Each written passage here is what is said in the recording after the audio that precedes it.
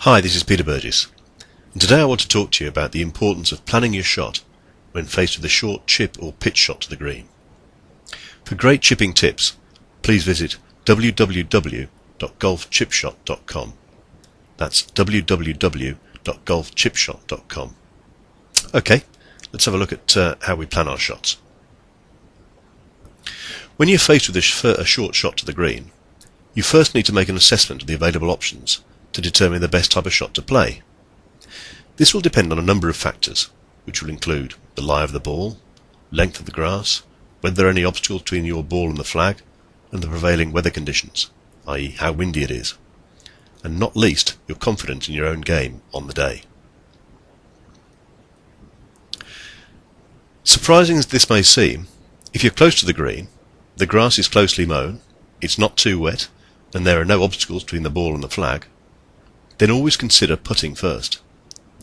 It may not look as elegant as a finely executed chip shot, but unless you're a scratch player or have a very low handicap, then on a percentage basis you're more likely to putt the ball closer to the hole than if you chip. And at the end of the day, we're trying to reduce our scores here. It's not just about looking good. So don't be afraid to play the percentage game. If the putting option is not open to you, you may want to consider chipping next. Ideally, this shot will come into its own if there are no major obstacles between your ball and the flag, but there is a section of slightly rougher ground or longer grass to carry first, which would make a putt too risky. But you still have a reasonable amount of green to work with after this rough ground to allow the ball to run out to the target. If, on the other hand, you have obstacles between your ball and the green, such as water hazards or bunkers, but you still have some green to play with, then you'll need to take a more aerial approach, and this is when the short pitch shot will be more appropriate. I'm not talking about a full-length pitch or wedge shot here, but more where a three-quarter or half shot would be required. The short pitch shot requires a more delicate execution, which is why it is statistically more difficult. There will be a requirement for a soft landing and run out to the hole. This is a shot for when you again have an obstacle in your way, like a bunker, between your ball and the pin, but with little or no room to land the ball before the flag, and no chance of leaving the ball even remotely close to the hole with a conventional chip or pitch shot. Or maybe the green slopes away from you after the bunker, and you need a really soft landing to give you even a hope of stopping the ball quickly. This is where the flop shot or parachute shot comes into its own. When this comes off, it looks pretty spectacular, but it's a high tariff shot and therefore needs a little courage to execute.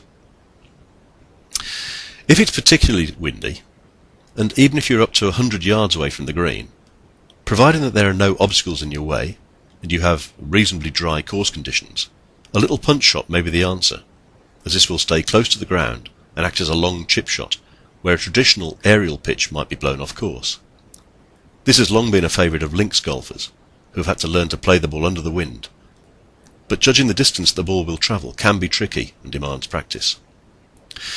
On a slightly different note, and much as we might not like it, we also have to get used to playing shots out of greenside bunkers, as these are the hazards that we are more likely to encounter than anything else in our short game. Effectively, for the most part, unless you have a bad lie, you will be looking to play a full explosion shot from the bunkers, to throw the ball up quickly and land softly. Whilst this slightly differs from the other chip shot and pitch shots discussed in this video, I think there's still good reason to include it, as you will no doubt get plenty of practice. If you plan your short chip or pitch shots in advance, you'll find that you save yourself plenty of strokes during your round. Thanks for watching. This has been Peter Burgess. If you'd like to see how I improved my short game and consistently lowered my scores, please visit www.golfchipshot.com. That's www.golfchipshot.com. Thanks very much for watching.